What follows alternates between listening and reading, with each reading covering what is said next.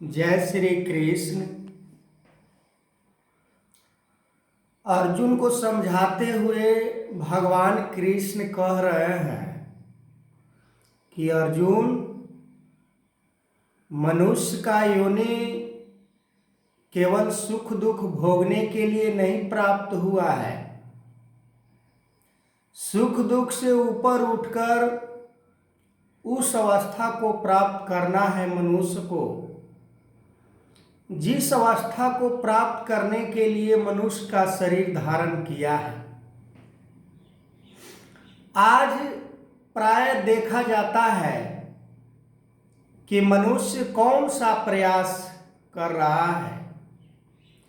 वो प्रयास जो मिथ्या है, वो प्रयास जो कुछ समय के लिए है, फिर उसके बाद नहीं रहेगा। क्या उस प्रयास जो अभी हासिल हुआ कुछ दिनों में समाप्त हो जाएगा? नहीं। मनुष्य जन्म इसलिए प्राप्त हुआ है कि ये मुक्ति प्राप्त करे, ये मोक्ष को प्राप्त करे, ये अपने जीवन का मकसद को, लक्ष्य को निर्धारित करके उस परम सत्य को प्राप्त करके अपने जीवन को 84 लाख योनि से मुक्ति दिलाने का काम करे। भगवान कृष्ण ने अर्जुन को एक बच्चे की तरह समझाते हैं। आज भी जो समय के सतगुरु हैं, वो एक बच्चे की तरह ही समझाने का प्रयास कर रहे हैं। पर हम मनुष्य लोभ लालच स्वार्थ में पड़कर हम अपने सतगुरु के बातों को दरकिनार कर देते हैं। हम उस तरफ दौड़ लगा रहे हैं जिस दौड़ से नश्वर चीज प्राप्त हो सकता है, नाशवान वस्तु प्राप्त हो सकता है, और उसी में हम अपना यश ढूंढ रहे होते हैं कि काश मुझे बड़ा नौकरी मिल जाता तो संसार में यश हो जाता। काश मुझे इतना प्रॉपर्टी मिल जाता तो संसार में यश हो जाता। काश मुझे ऊंचे पद मिल जाता तो संसार में यश प्राप्त होता। काश मुझे अच्छे अच्छे बात को कहने में तजुर्बा हासिल हो जाता तो संसार में यश होता। असंभव अर्जुन, असंभव। इन सभी वस्तुओं से, इन सभी पदार्थों से संसार में किसी का न यश हुआ है न हो सकता है। अर्जुन तो इस बात से पहले भी इनकार जा रहे थे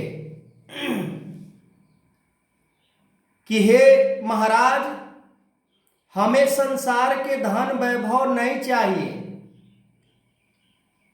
हमें राज नहीं चाहिए, हमें सुकून नहीं चाहिए, हमें आराम नहीं चाहिए, पर मैं युद्ध नहीं करूंगा।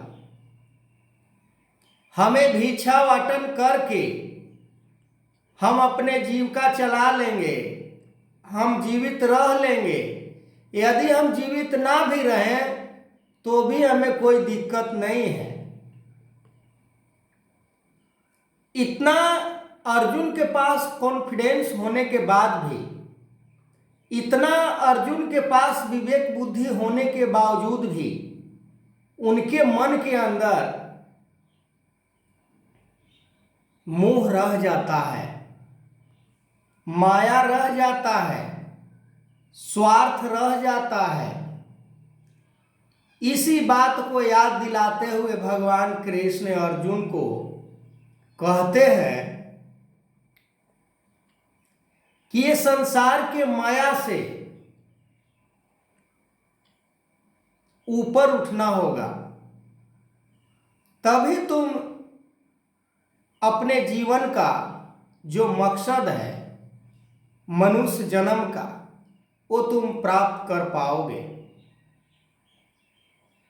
आज इंसान किस चीज की प्राप्ति में लगी हुई है? वो चीज को प्राप्त करना चाहता है इंसान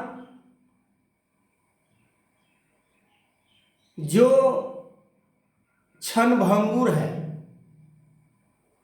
जो मिट जाने वाला है, जो नष्ट हो जाने वाला है।